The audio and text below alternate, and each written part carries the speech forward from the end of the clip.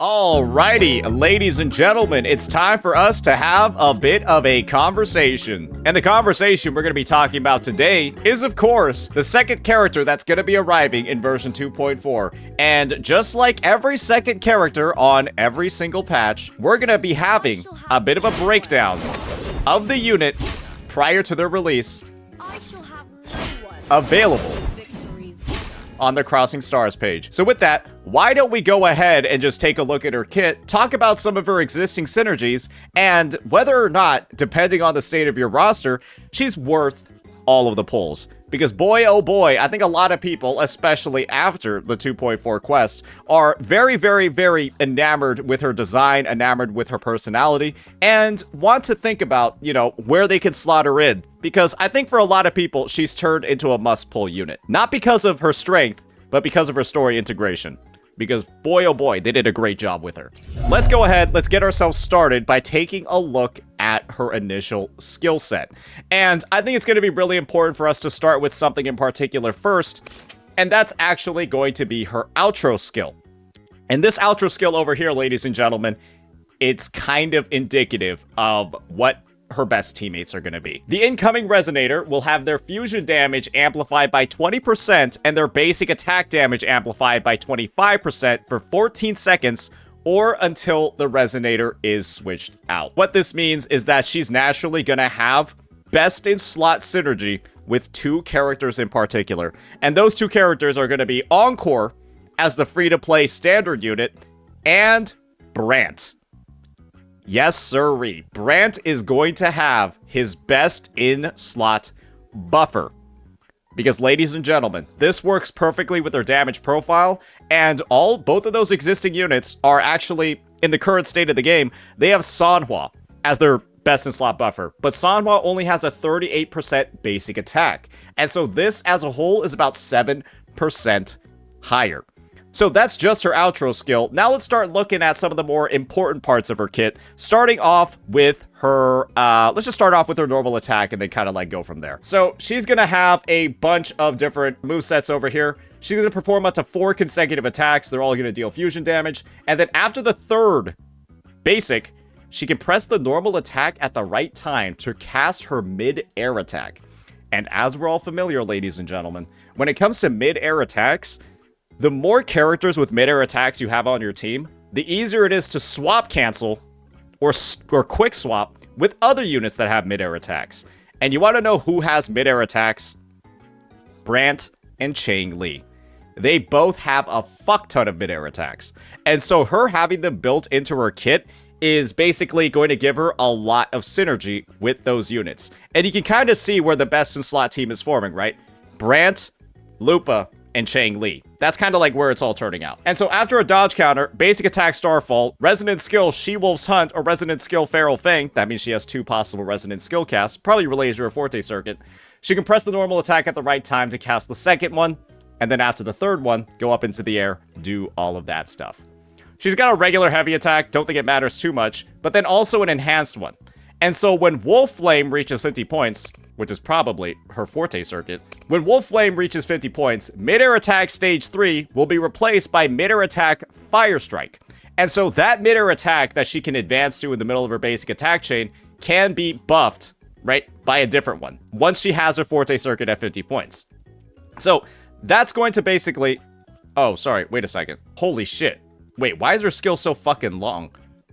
Okay, let me re-explain that. Yeah, because she has two different mid-air attacks and 2 different heavy attacks. So we just looked at the heavy attack over here. It's just the baseline one. Now she has a enhanced heavy attack, and this one is going to be called Wolf's Gnawing. And so when she has her Forte Circuit reaching about 50 points, this baseline heavy attack is going to be replaced with Wolf's Gnawing. And that's just going to go ahead and it's going to consume stamina and then attack the target and deal fusion damage. This attack does not restore Wolf Flame, which is her Forte Circuit. It's going to consume 50 points. And then after she does this attack, she's going to gain 1 point of Wolf Faith. And so we'll be seeing what Wolf Faith does later in her Forte Circuit. She's also going to have another heavy attack. A third one. And this one's going to be called Wolf's Claw. And so when her Forte Circuit reaches 50 points again, and she has that 1 point of Wolf Faith that she got from using the initial attack, her heavy attack is going to be replaced with Wolf's Claw, which is going to consume stamina to attack the target and then deal fusion damage. So, pretty basic stuff. I'm assuming that each one of these does more and more damage. If her Wolf Flame reaches 50 points and the Wolf Faith reaches 1 point after performing all of these different attacks, she can press the normal attack in time to perform the heavy attack Wolf's Claw. And this is going to give her another stack of Wolf Faith. You can kind of see what's going on over here. She's got a lot of advances built into her kit. She consumes resources, she generates resources, and if you press normal attacks at the right time, she's going to automatically perform these enhanced heavy attacks, right? That are going to first consume resources, like Wolf Flame, and then also generate your Wolf Faith. Now that we've gotten a look at all those heavy attacks, let's take a look at the midair ones. So, she's going to consume stamina to perform up to 3 attacks in midair. The midair attack cycle will not be reset, and so that means doing things like dodges, etc., or I think swapping to other units, is going to ensure that the chain keeps continuing. So when her Wolf Flame reaches 50 points, her midair attack stage 3 will be replaced by one called Fire Strike, which is going to consume stamina, attack the target, it's going to be considered heavy attack damage, and then that's going to consume that same 50 of her Forte Circuit that we've been looking at before, and then also give her a point of that Wolf Faith. And so this Fire Strike attack is the one that can be canceled, or really, you press the basic attack button at the right time, and that'll trigger the Wolf's Claw. Now she's going to have her plunging attack, and that's just going to be hold the normal attack while airborne to perform a plunging attack at the cost of stamina. Press the normal attack button in time to perform her basic attack, Starfall. And this one just attacks the target, dealing fusion damage. I think it's just a follow-up to her plunge. And if a dodge is performed while casting her midair attack stage 3, or while performing Fire Strike, she's going to press a normal attack to just cast her plunging attack at the cost of stamina. It seems like there's a lot of heavy attacks, a lot of enhanced midair attacks, a lot of overall complexity built into this kit over here. You can see all the stuff going on. She's got a lot of advances, and it interacts pretty closely with her Forte Circuit. She does seem a little bit complicated, but that kind of makes sense considering that her main partners are going to be Brant and Chang Li. So, yeah, this team might be one of the hardest ones to actually pilot in the game, and I'm pretty sure you're going to need like a PhD to rotate through them properly. So that's something to keep in mind if you are a Lupa wanter, if you are a Lupa desirer. You're probably going to have to sweat a little bit to use this character properly. Because, yeah, she's got a lot of mechanics built into here, and then you throw swaps into the mix, I think it's going to be a little bit crazy. Let's take a look at her Forte Circuit. Lupa hurls her Wildfire Banner at the target, dealing fusion damage and restoring 15 points of that Forte Circuit Wolf Flame. She's going to mark the target for 8 seconds, and then after performing the resonant skill She-Wolf's Hunt, Lupa can perform Feral Fang within a certain period of time, and can be performed in midair close to the ground. You can hold the resonant skill to leap into the air, and then press the normal attack button in time to cast her midair attack stage 1. So this is a 2-part resonance skill, very similar to Carlotta or very similar to Fleur de Lis in their big form, where you can cast it and then, within a certain period of time, you can cast the second part, which is going to be Feral Fang. Lupa locks onto the target, dealing fusion damage and restores 15 points of Wolf Flame. So this ability will restore 30 if you use both casts. The damage multiplier to the marked targets is increased by 50%, and that first cast is what marks them. Resonant skill Feral Fang enters a cooldown if not cast in time or when Lupa is switched out. And so even though we mentioned that she is going to be a swap-heavy character, you have to make sure that you use both casts of this before you end up swapping to another unit like your Brant or your Chang Li. So that's just something to keep in mind. And that can also be performed in midair. Another 2-part casting ability. Now let's look at her Forte Circuit. And this is where stuff is going to get, I think this is where stuff is really going to be put together, and this one is pretty long. She's going to have Wildfire Banner at the first part. Lupa's attack is increased by 12% for 8 seconds when performing the following actions. Using Feral Fang, the second part of this resonant skill over here. Using her heavy attack, Wolf's Gnawing, her heavy attack, Wolf's Claw, or her midair attack, Fire Strike, which is all of the abilities, right, that consume 50 points of Wolf Flame, and then gain 1 stack of Wolf Faith. That's all of those attacks. And she's also going to get this attack bonus whenever she uses Fire Kiss Glory, her liberation, and when casting Dance with the Wolf and then Dance with the Wolf Climax, which are probably going to be additional parts of her liberation, or actually different abilities in her Forte Circuit. Never mind. They're going to be her enhanced resonant skill. So yeah, now we got resonant skill, Dance with the Wolf. This is some of the additional stuff that grants her that 12% attack bonus. When Wolf Faith reaches 2 points, the resonant skill is replaced with Dance with the Wolf. And remember, guys, this is how you gain the Wolf Faith, right over here, using those enhanced heavy attacks and then using the enhanced air attack. When Wolf Faith reaches 2 points, the resonant skill is replaced with Dance with the Wolf. Performing Dance with the Wolf is going to consume all of your Wolf Faith, which you build up consuming... which you build up by consuming the Wolf Flame. And that's going to deal fusion damage considered as resonance liberation damage, and it can be performed in midair or close to the ground. So that's going to be her overall play style, right? You build up the 50 points, you use an enhanced heavy or an enhanced air attack, you build up another 50 points, and then you use that other enhanced heavy or another enhanced air attack, and then you're going to have the 2 points of Wolf Faith, and then you're going to use the enhanced skill, Dance with the Wolf. That's the overall general playstyle. She's also going to have another form of that enhanced skill when the Wolf Faith is at 2 points, and she's also in the burning match point state. The resonant skill is going to be replaced with Dance of the Wolf Climax. And so performing this move is going to, again, consume all of your Wolf Faith, and then also deal fusion damage that's considered as liberation damage, and it's also going to remove this burning match point buff. And so essentially, right, they're both functionally the same. One, the Climax version, is simply activated from having Burning Match Point active. Let's just go ahead and first read what Burning Match Point actually is. Okay, this is probably going to be related to her liberation, so we'll get to that in just a second. Just keep in mind what that state is. We'll read about it in just a second. She's also going to have a third resonance skill, a third enhanced resonance skill. Boy, oh boy, is this character getting fucking complex, ladies and gentlemen. Within 8 seconds after performing Dance with the Wolf or Dance with the Wolf Climax, consuming those 2 Wolf Faith points, Lupa will remain on the field after switching to another resonator and back up the active resonator when they perform a resonance liberation. This effect can only be triggered once in its duration. So she is the coordinated attack with a teammate, and the way that coordinated attack is activated is by using a liberation. So yeah, Brant and Chang Li both actively want to use theirs at either the start of the rotation or in the middle of it. And so this is something that's going to synergize really well with them. Now let's talk about Wolf Flame. Lupa can hold up to 100 points of Wolf Flame. She's going to restore Wolf Flame when normal attacks hit the target, when she uses her resonant skill, and while she casts her liberation. That's going to be what gets her to those enhanced heavy or those enhanced air attacks, and those are going to build up the Wolf Faith. She can hold up to 2 points of Wolf Faith. It's going to last for 10 seconds, and the duration is reset whenever a Wolf Faith point is restored. And at the end of its duration, each remaining point of Wolf Faith becomes 50 points of Wolf Flame. And so if you end up wasting the stack, right, not using it in time within 10 seconds, well, you're going to end up getting it refunded as the Forte Circuit. And then you restore that 1 point of Wolf Faith when you use her heavy attack, her enhanced heavy attack, or really, her enhanced heavy attack 1 and her enhanced heavy attack 2, or Fire Strike, which is her enhanced midair attack.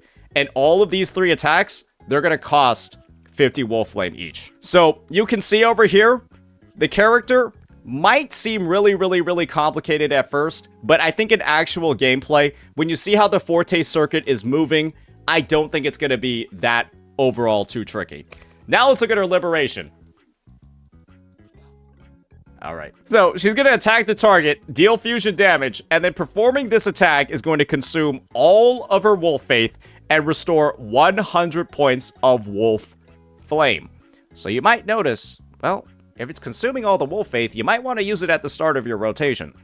She's going to use a basic attack or a resonant skill in time to cast her 4th resonant skill, Foe Breaker. It can be performed in midair or close to the ground. Performing this skill strengthens all resonators on the team. All resonators in the team are going to gain the unique Pack Hunt effect. Very fitting because she's a wolf. If the active resonator is hit or launched into the air, they will immediately recover and are considered to have successfully dodged the attack when they are on the ground. This can be triggered up to 3 times. So basically, she has Shorekeeper's outro skill built into her liberation. You can kind of see she's meant to, in a lot of ways, replace the Shorekeeper on the team.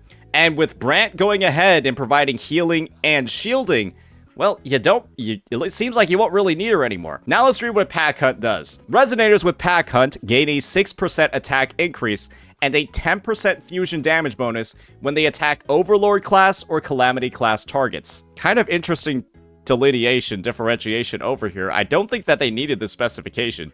If there are 3 fusion resonators in the team, like your Brant and your Chang Li, the fusion damage bonus against Overlord, class, or Calamity targets additionally increases by 10% more, to 20%. And when the active resonator casts an intro skill, Pack Hunt is enhanced, granting an additional 6% attack increase to all resonators in the team up to a max of 18%. And so, this buff lasts for about 35 seconds, and it's basically like a Stellar Realm, where casting more and more of the intro or outro skills is going to gradually increase the power of the buff. And when Lupa's Pack Hunt reaches its cap within its duration of 3 intro skills cast, she enters the Wild Hunt state. And the intro skill Nowhere to Run becomes available, and Wild Hunt can be triggered once per Pack Hunt. So let's just quickly read what Nowhere to Run does. So her initial intro skill basically just advances her to her mid-air attack stage 3, something to keep in mind. And it's also probably going to give her some Forte, so you'll be able to use the enhanced one. And Nowhere to Run is her enhanced Wild Hunt intro. And so her next intro skill is going to be replaced with Nowhere to Run. Casting Nowhere to Run removes the Pack Hunt and Glory effects on the team and then deals additional damage. This is basically like a Shorekeeper Discernment, where when you build up all 3 of them, she's in the Wild Hunt state, you intro back onto her, probably using Chang Li's intro skill. So Chang Li should be the last member on the team in this rotation. That's its level 1 motion value, guys. Yeah, at level 1, this ability is going to deal 399% damage. And as we're familiar with level ups, this is probably going to be dealing upwards of like 1,000%, maybe more. Probably 1,000% or more at level 10. So think about it this way. Lupa's gonna be one of those few characters where you actually do want to level up her intro skill to level 10. Yeah, Shorekeeper is kind of the only other one. This motion value over here is telling me that Lupa is probably going to be the second. So do keep that in mind. That's going to be how the Wild Hunt thing works. She's also going to have resonance skill Foebreaker. She's going to consume all Wolf Flame to enter Foebreaker, deal fusion damage, and then enter the Burning Match Point state. And that is that state that we were talking about before that lets her cast Dance with the Wolf Climax. So while she's in the Burning Match Point state, normal attacks restore 500% more Wolf Flame on hit. She cannot perform the resonance skill She-Wolf's Hunt, and she cannot perform the resonance skill Feral Fang.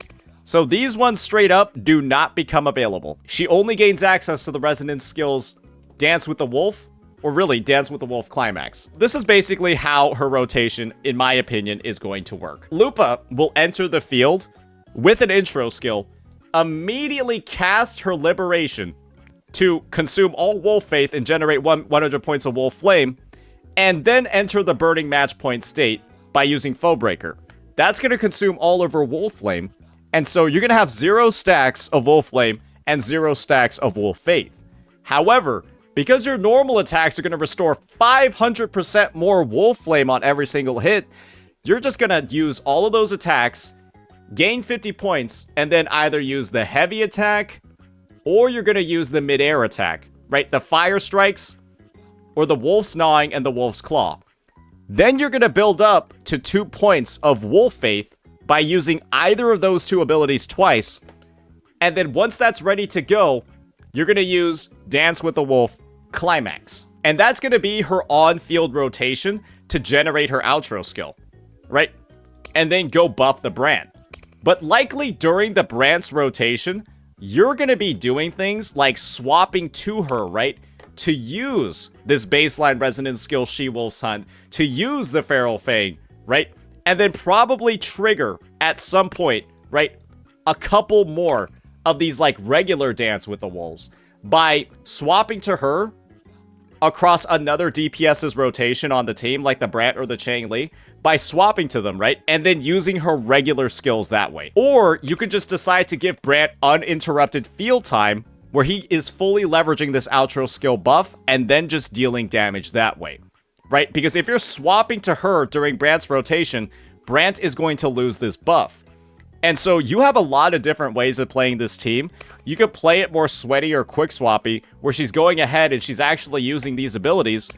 Or you just play it in a way where you're cycling through every single character, getting their intro and outro skills, and then sort of moving from there. So yeah, a lot of different ways to use this unit. You could just do it like, you know, a regular sort of like human centipede, 1, 2, 3 outro skill sort of deal. Fully leverage all the buffs on every single unit. Or you go ahead and you do some sweaty quick swap stuff, some Wallenstein's level shit, where you're bouncing to between each of the units and you're only having the buff active for a short period of time. You might just want to like intro skill in on Brant, drop his anchor, and then use his liberation, charge up a second anchor, and then start quick swapping from there. That's also an option for you as well. A lot of different ways to use this unit. I think she's going to be really exciting. And this part of her kit over here with like her shorekeeper-like mechanics that focus on stacking up the pack hunt and then using a crazy strong intro skill seems really, really cool to me. Now let's take a bit of a look at her inherent skills and her skill tree as a whole. So her first one, after dashing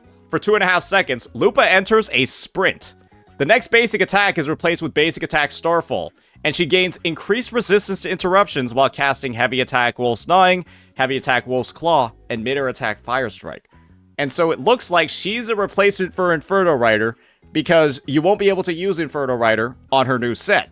So it looks like she has like an enhanced sprint. We'll see how fast it is. But when you already got like echo skills, like, you know, Glizzy Rider in the game, and we know she can't use it, maybe this is the replacement for it. She also has her second inherent skill, Applause of Victory. Defeating a marked target resets the cooldown of resonant skill She-Wolf's Hunt. This seems more like an overworld mechanic.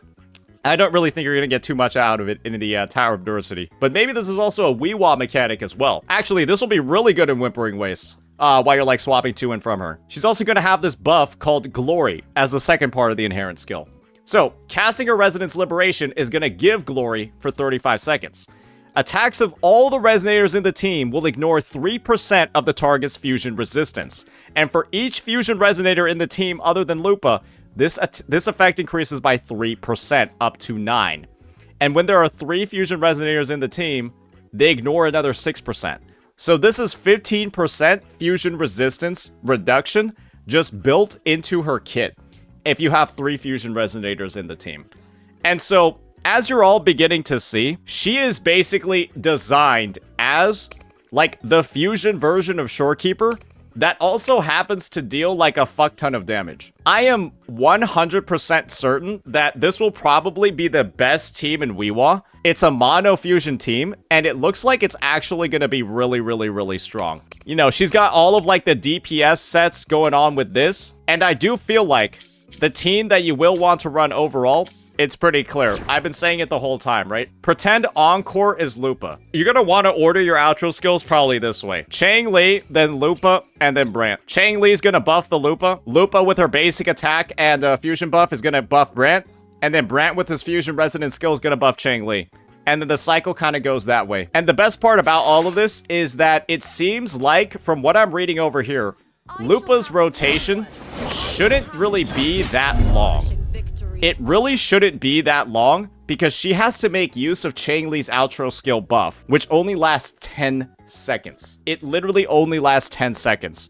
And so her rotation is probably going to be one of the faster ones in the game to get off all of this damage. She's got a short time limit to get all of her kit going. That is unfortunately because of how this character's outro skill works. It's only 10 seconds. That's just something to keep in mind, ladies and gentlemen. Only 10 seconds. I really feel like they should give this one a bit of a buff. They should just make it last 14. I don't think anyone would complain too much. The last part that we're going to be taking a look at over here are her sequence nodes. So let's get a bit of a preview of that. Is she just going to be stretching the whole time? Oh, okay. All right, go off. Jesus Christ. First one is going to be performing the Resonance Liberation is going to recover 10 points of Concerto energy for Lupa and also increase her crit rate by 20% for 10 seconds. You can see what I'm talking about over here, right? She's not meant to have a long rotation time. She also gains interruption immunity when casting Dance of the Wolf Climax. This seems like a very strong S1. It shortens her rotation time and then also gives her a crit rate boost for the duration of her rotation. Next up, performing Fire Kiss Glory, her Liberation, her first enhanced heavy attack, her second one, or her enhanced mid-air attack is going to give a 20% fusion damage bonus to all resonators in the team, up to 2 times stacking. So 40% total, huge buff, is really similar to Chacona's. Now let's go to S3. The damage multiplier of the intro skill, Nowhere to Run, increases by 100%. And we all know that intro skill had a 400% multiplier at level 1. The Pack Hunt effect of the Resonance Liberation now no longer requires 3 fusion resonators. And the Glory effect of the Resonance Liberation is now modified as casting the Resonance Liberation Fire Kiss Glory additionally grants Glory resonators in the team ignore 50% fusion res for 15 seconds. So this basically removes all of the like mono restrictions that she has in her kit. Once you get her to S3, you're able to use her kind of like on every single team and gain all the benefits. I think that the only reason why you would want to do this is to run like Lupa, Shorekeeper, Brant, and then gain like, you know, 7% fusion res reduction or something like that, like 9% fusion res reduction and slightly more attack buffs. But I'm gonna be honest, I don't think that team, I think Brant just having her outro skill alone is gonna demolish all the content in the game, if I'm frankly being honest, even if you're using her with a Shorekeeper team. And so the improvement with the Shorekeeper is going to be significant, but it doesn't seem like to me it's going to be something that's required for any of the content in the game unless there's like a fucking like 200% HP inflation. The damage multiplier of Dance with the Wolf Climax increases by 125% on her S4. Quite solid. I think it already has a pretty big damage multiplier. And then we're going to have performing intro skill, Try Focusing or Nowhere to Run, gives a 15% liberation damage bonus for 10 seconds. This is actually one of the best S5s in the game. From the perspective of, it doesn't look that crazy, but liberation damage is Lupa's main damage type, and most S5s in this game suck ass. They're awful. They're actually terrible. For example, Cartithia's S5 makes her tankier. It doesn't increase her damage at all. I think Brant's S5 increases his healing or shielding. A lot of them are just like not that great in terms of damage bonuses, so a 15% over here is pretty solid. Now, her S6, the big one. The damage dealt by the Forte Circuit, Dance with the Wolf Climax, or the Resonance Liberation, Fire Kiss Glory, and intro skill, Nowhere to Run, ignores 30% of the target's defense. Pretty good. That's a lot of defense ignore.